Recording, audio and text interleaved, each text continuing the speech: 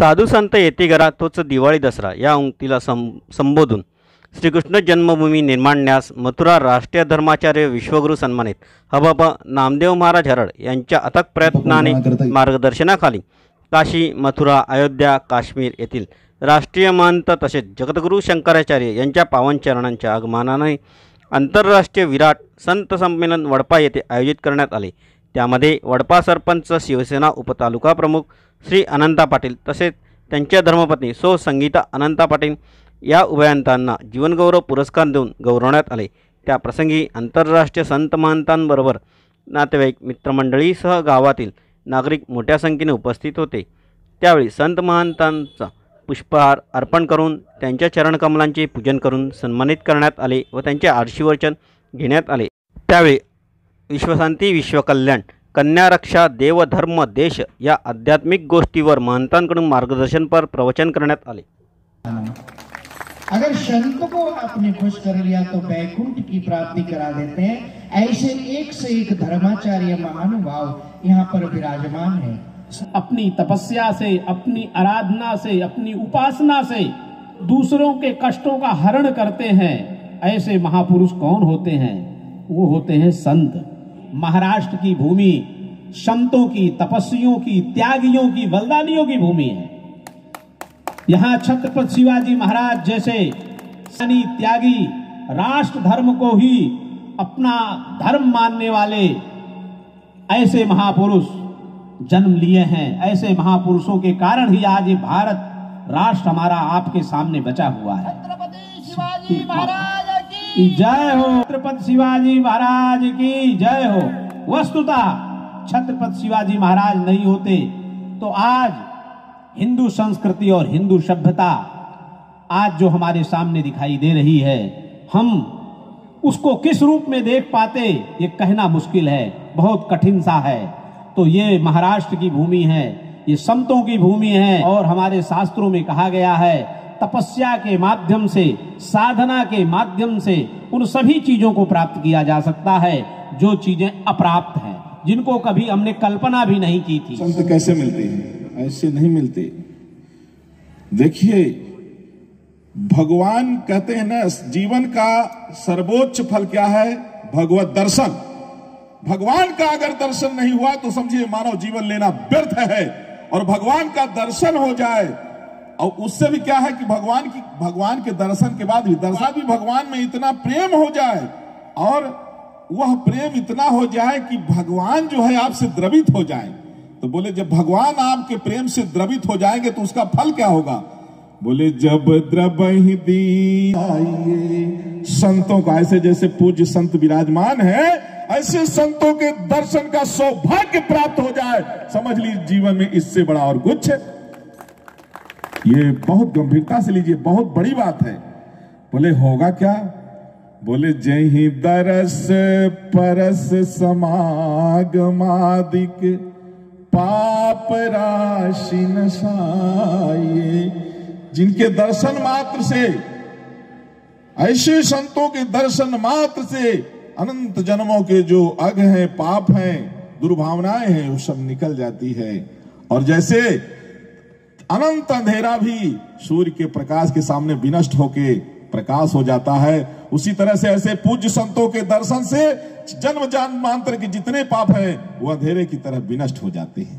तो वेदों ने कहा धर्मम चरो, धर्म के रास्ते पर हम चले।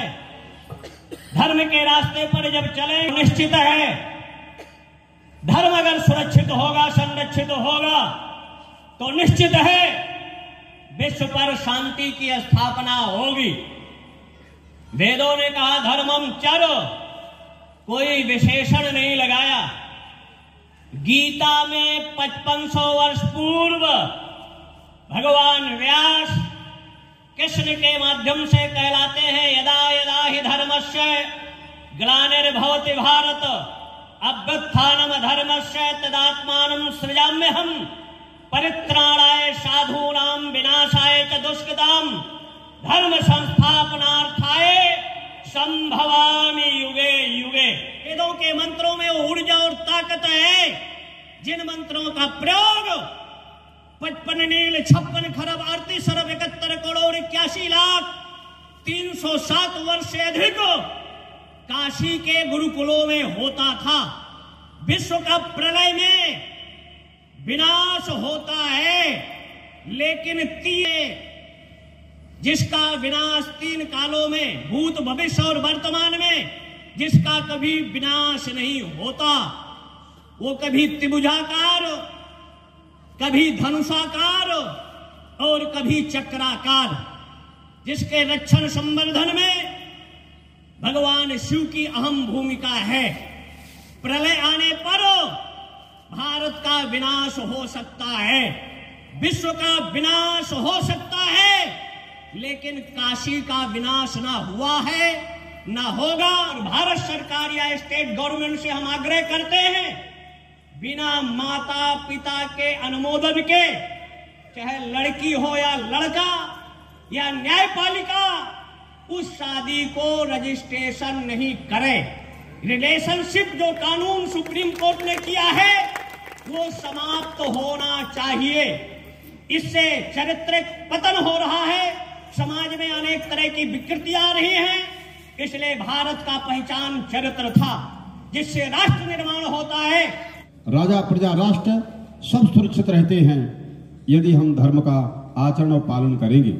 पहले तो धर्म के बारे में श्रवण करना पड़ेगा।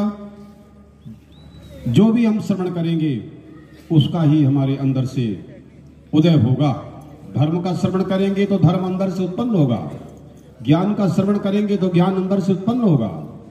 इसलिए श्रवण करना बहुत आवश्यक जरूरी है। सनातन धर्म का वैदिक नियम कानून है, वो बदलता नहीं है, शाश्वत है। संप्रदाय अनेक हो सकते हैं, संप्रदायों के भेद के कारण धर्म में कोई भेद नहीं होता है, धर्म सनातन होता है। उसी सनातन धर्म की रक्षा के लिए भगवान के अवतार हुए। उसी सनातन धर्म के लिए शासन प्रशासन जनता को सभी को उसका आदर करना चाहिए। उसी से ईश्वर प्रसन्न होता है, उसी से परमात्मा प्रसन्न होता है। हमारे आपके अंदर बैठी हुई चेतना उसी से आनंदित होती है। गुरु क्या काम करता है? शिष्य के अंदर ईश्वरीय शक्ति को जागृत करता है। गुरु के बगैर ईश्वरत्व हमारे अंदर जागृत नहीं होता है। ईश्वरत्व को जगाने के लिए निश्चित बात है कि शंकर रूप गुरु की आवश्यकता होती है। शंकर रूप गुरु की कृपा के बिना हमारे अंदर का ईश्वरत्व जागृत नहीं होता है, और जब तक ईश्वरत्व जागृत नहीं होगा तब तक हम भयभीत रहेंगे और दुखी रहेंगे, शोक से ग्रसित रहेंगे। नाना प्रकार के भय दुख शोक से अपने को मुक्त करने के लिए संतों की वाणी, महापुरुषों की वाणी, विद्वानों की वाणी, धर्म गुरुओं की वाणी, अनेक रूपों में इन सब की वाणी सबके लिए कल्याणकारी मंगलकारी है।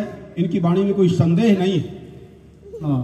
भारत देशातले धर्मगुरू, जगद्गुरू, आचार्य आणि साक्षात विद्वत परिषद आपल्या समक्ष उपस्थित आहे। मी सर्व जगद्गुरू शंकराचार्यांचे मनापासून आभार मानतो।